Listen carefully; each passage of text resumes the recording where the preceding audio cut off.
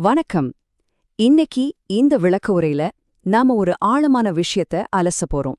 ஒரு வழிகாட்டியா, உங்க நலம் விரும்பியா நான் இத சொல்றேன். வாழ்க்கையில பல முக்கியமான திருப்பங்கள் வரும். அப்போ எந்த பாதையை தேர்ந்தெடுக்கிறதுன்னு ஒரு பெரிய குழப்பம் வரும் இல்லையா? நீதிமொழிகள் 5ஆம் அதிகாரத்துல இருக்கிற பண்டைய ஞானம் இன்னைக்கு நம்ம மாடர்ன் லைஃப்க்கு எவ்வளோ செட் ஆகுதுன்னு நம்ம பார்க்க போறோம். நான் சொல்றத கொஞ்சம் கவனமா கேளுங்க. ஏன்னா இது முற்றிலும் உண்மை. வரலாற்று ரீதியா நம்மளை ஏமாற்றங்கள்லேருந்து பாதுகாக்கிறதுக்காகவே இந்த ஞானம் நமக்கு வழங்கப்பட்டிருக்கு. சரி, வாங்க நேரா விஷயத்துக்குள்ள போலாம். இப்போ அன்றாட வாழ்க்கையில நம்ம நேர்மைய காப்பாத்திக்கணும்னா சும்மா மேலோட்டமான அறிவு மட்டும் பத்தாதுங்க. நமக்கு ஆழமான பகுத்தறிவு தேவை.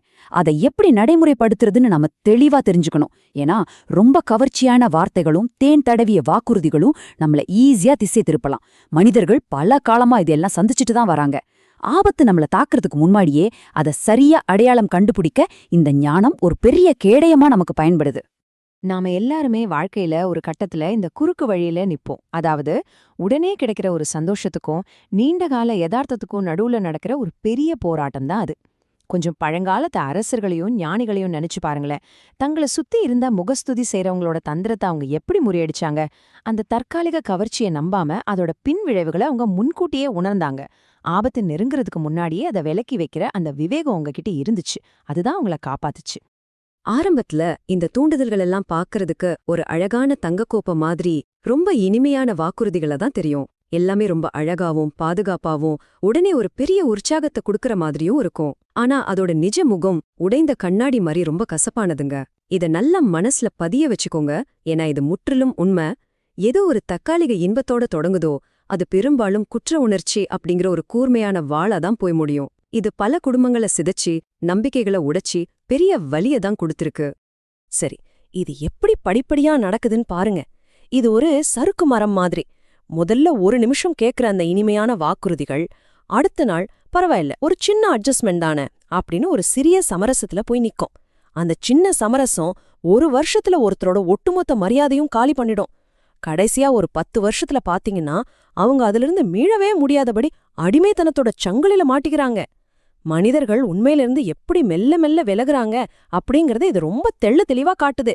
தப்பு எப்பவுமே சின்னதாவே இருந்துடாதுங்க, அது உங்கள மொத்தமா முழுங்கிடும். அதனால இதுல நாம எதெல்லாம் இழக்க போறோம், எதெல்லாம் பணயம் வைக்கிறோம் அப்படிங்கறத கொஞ்சம் ஆழமா யோசிச்சு பாருங்க. வரலாற்று ரீதியா இந்த ஞானத்தின் அறிவுரைகளை மதிக்காதவங்க எவ்வளவு விலைமதிப்பெற்ற விஷயங்களை இழந்திருக்காங்க தெரியுமா? உங்க நற்பெயர், நீங்க பல வருஷமா சிந்தி உழைச்ச உழைப்பு, நீங்க கஷ்டப்பட்டு சேர்த்த ஆனா வேற யாரும் அனுபவிக்க போற செல்வம், எல்லாவற்றுக்கும் மேல உங்க குடும்பத்தோட அமைதி. காலம் கடந்த பிறகு படுற வருத்தம் இருக்கு பாருங்க, அது நிஜமாவே தாங்க முடியாத ஒரு பெரும் துயரம். உங்களோட அந்த ஒரு தவறான முடிவு உங்கள மட்டுமில்ல உங்க எதிர்கால சந்ததியினரையும் ரொம்ப மோசமா பாதிக்கும். இதிலிருந்து தப்பிக்க ஒரு தெளிவான பிராக்டிக்கலான வழி இருக்கு. உங்க தனிப்பட்ட கேரக்டரை இந்த மாதிரியான பொதுவான தூண்டுதல்கள்ல இருந்து காப்பாத்திக்க நீங்க சில தெளிவான எல்லைகளை வகுக்கணுங்க. முதல் படி, அந்த ஆபத்தோட மாறுவேடத்தை சரியா அடையாளம் கண்டுபிடிங்க. 2வது படி, அந்த ஆபத்தான சூழ்நிலைக்குள்ள போய் நான் எவ்ளோ ஸ்ட்ராங் தெரியுமா அப்படின்னு உங்க மனவலிமையை டெஸ்ட் பண்றதை விட அந்த சூழ்நிலையவே முற்றிலுமா தவிர்க்கிறது தான் உண்மையான புத்திசாலித்தனம். 3வது, உங்க கேரக்டரையோ உங்க நம்பிக்கையோ பலவீனம் படுத்துற எந்த ஒரு விஷயத்திலிருந்தும் எப்பவுமே ஒரு பாதுகாப்பான ஆரோக்கியமான இடைவெளிய மெயின்டைன் பண்ணுங்க. இதெல்லாம் எப்படி சாத்தியமாக்குறது? தற்காலிக ஆசைகளை விட உங்க நீண்டகால அமைதிக்கு முக்கியத்துவம் கொடுக்கற ஒரு வலுவான பழக்க வழக்கங்களை நீங்க உருவாக்கணும். ஒரு வழிகாட்டியா நான் உங்களுக்கு சொல்றது இதுதான். ஆசைகள் வரும் போகும், ஆனா உங்க நிம்மதி எப்பவுமே நிலைச்சு நிக்கணும். இது முற்றிலும் உண்மை. இந்த பழக்கங்கள் தான் நேர்மையின் உண்மையான கட்டமைப்பு. சரியான நேரத்துல நாம எடுக்கிற அந்த சரியான முடிவுகளோட தொடர்ச்சி தான் ஒரு சிறந்த அமைதியான வாழ்க்கைக்கு பேஸ்மெண்ட் மாதிரி அமையும். ஒரு மாயையான வாழ்க்கைக்கும் சரியான பாதைக்கும் உள்ள வித்தியாசம் ரொம்பவே தெளிவானதுங்க. குறிப்பா சொல்லணும்னா, திருமண வாழ்க்கையில ரொம்ப நம்பகத்தன்மையோட இருக்கிறது ஒரு சுமை கிடையாது. அது நிஜமாவே ஒரு பெரிய வரம். மாயை உங்களுக்கு வேணும்னா தற்காலிக இன்பத்தை கொடுக்கலாம், ஆனா சரியான பாதை மட்டும்தான் உங்களுக்கு நீடித்த மகிழ்ச்சியை தரும். உடைந்த நம்பிக்கைக்கு பதிலா உங்க வீட்ல அசைக்க முடியாத ஒரு நிலைத்தன்மையையும் உண்மையான அன்பையும் அது உருவாக்கும். நேர்மையான பாதையில நடக்கிறது மட்டும்தான் உங்களுக்கு அந்த உண்மையான திருப்தியை கொடுக்கும். இப்போ நம்ம தனிப்பட்ட வளர்ச்சிக்கு ரொம்பவே கை கொடுக்கிற ஒரு முக்கியமான டூல் பத்தி சொல்றேன். அதுதான் பொறுப்புக்கூறல் அல்லது அக்கவுண்டபிலிட்டி. இங்க நாம எதையுமே மறைக்க முடியாதுங்கிறத முதல்ல உணரணும். உங்கள சுத்தி யாருமே இல்லாதப்ப கூட நீங்க எடுக்கிற ஒவ்வொரு முடிவையும் உங்க ஒவ்வொரு செயலையும் கடவுள் முழுமையா பார்த்துக்கிட்டு தான் இருக்காரு. கடவுளோட பார்வைக்கு முன்னாடி தான் நம்ம வாழ்ந்துட்டு இருக்கோம் அப்படிங்கிற அந்த ஒரு ஆழமான உணர்வு இருக்கு பாருங்க, அதுதான் நமக்குள் உண்மையான நேர்மையையும் நாணயத்தையும் வளர்க்கும். இந்த ஞானத்தை எல்லாம் நம்ம ஒதுக்கி வச்சா என்ன ஆகும் அப்படின்றது இந்த வார்த்தைகள் ரொம்ப ஆழமா பதிவு செய்யுது. எது சுதந்திரமாக தொடங்கியதோ அது இறுதியில் அடிமைத்தனமாக மாறியது. நம்ம திரும்ப திரும்ப எடுக்கிற அந்த தவறான முடிவுகள் நம்மள உடைக்கவே முடியாத ஒரு சங்கிலியால கட்டி போட்டுடும். ரூல்ஸ பிரேக் பண்றதும் கட்டுப்பாட்டு மீறதோ ஆரம்பத்துல பாக்குறதுக்கு ஒரு சுதந்திரம் மாதிரி நமக்கு தோணலாம். ஆனா கீழ்ப்படிதலும் நேர்மையும் மட்டும்தாங்க நமக்கு முழுமையான பாதுகாப்பையும் உண்மையான சுதந்திரத்தையும் கொடுக்கும். நாம இந்த விளக்கு உரையோட இறுதி பகுதிக்கு வந்துட்டோம். இப்போ நீங்க உங்களையே கேட்டுக்க வேண்டிய ஒரு மிக முக்கியமான கேள்வி ஒன்னு இருக்கு. உங்களோட அன்றாட பழக்க வழக்கங்கள் இன்னைக்கு எந்த பாதையை உங்களுக்காக உருவாக்கிக்கிட்டு இருக்கு? அது மட்டும் இல்லாம நீங்க தனியா இருக்கும்போது உங்களை கவனிக்கிறது யாரு? உங்க முடிவுகளை இன்னைக்கே கொஞ்சம் யோசிச்சு பாருங்க.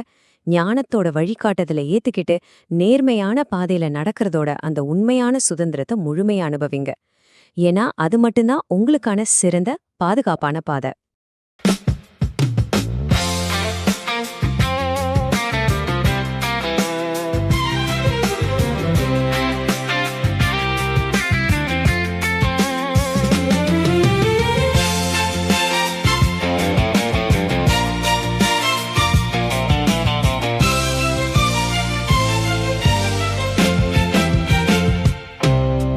ஞானத்தின் பாதையில் நான் நடப்பேன், தேவன் சொன்ன வார்த்தையில் நிலைப்பேன். உலகம் என்னை அழைத்தாலும் உண்மையின் வழியை விடமாட்டேன்.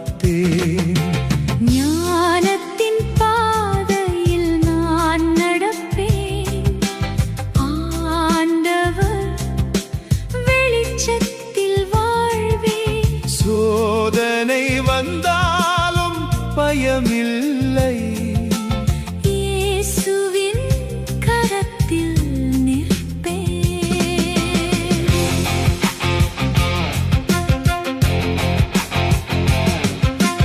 இனிமை போல தோன்றும் பல பாதைகள் இறுதியில் துன்பம் தரும் காலங்கள். தேவன் தந்த அறிவுரை காப்பதே வாழ்க்கையின் வெற்றிக்கு காரணமே. நேர்மையின் வழியில் நடந்தவர்கள், நிம்மதியின் பலனை கண்டவர்கள், உண்மை பிடித்து வாழ்ந்தவர்கள், உயர்வினை பெற்றுக் கொண்டவர்கள். ஞானத்தின் பாதையில் நான் நடப்பேன், தேவன் சொன்ன வார்த்தையில் நிலைப்பேன்.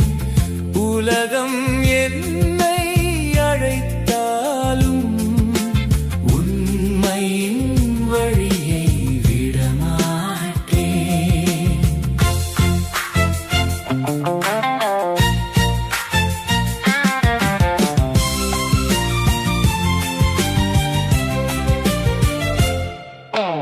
காற்றென வரும் ஆசைகள் பலவே, காணாமல் போகும் நிழல்கள் அவையே.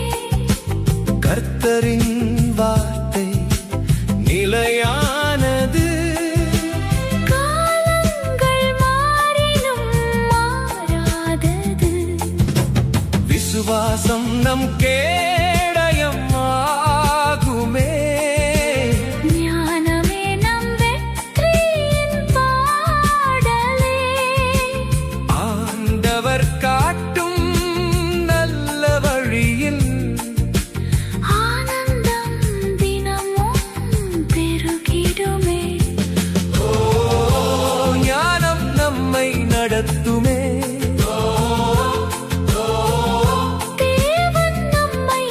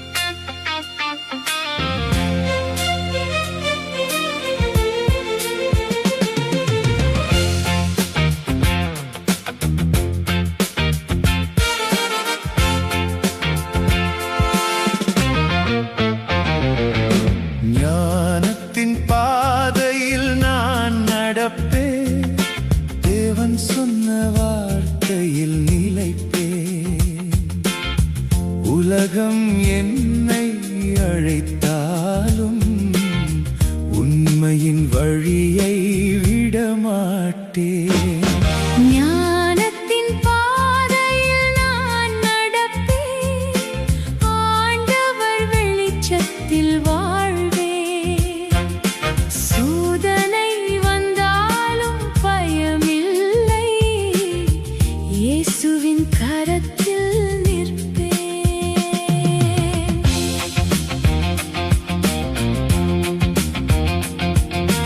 இனிமை போல தோன்றும் பல பாதைகள், இறுதியில் துன்பம் தரும் காலங்கள். தேவன் தந்த அறிவுரை காப்பதே வாழ்க்கையின் வெற்றிக்கு காரணமே. நேர்மையின் வழியில் நடந்தவர்கள், நிம்மதியின் பலனை கண்டவர்கள், உண்மையை பிடித்து வாழ்ந்தவர்கள், உயர்வினை பெற்றுக் கொண்டவர்கள். ஞானத்தின் பாதையில் நான் நடப்பேன். தேவன் சொன்ன வார்த்தையில் நிலைப்பேன். உலகம் என்னை அழைத்தாலும் உண்மையின் வழியை விடமாட்டேன்.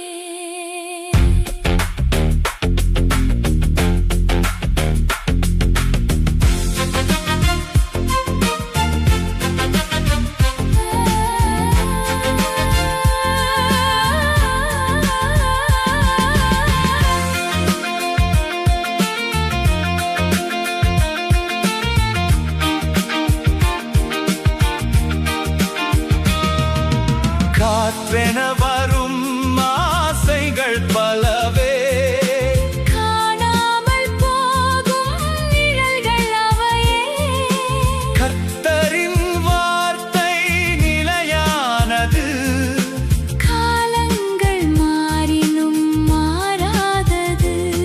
விசுவாசம் நம் கேடயமாகுமே, ஞானமே நம் வெற்றியின் பாடலே.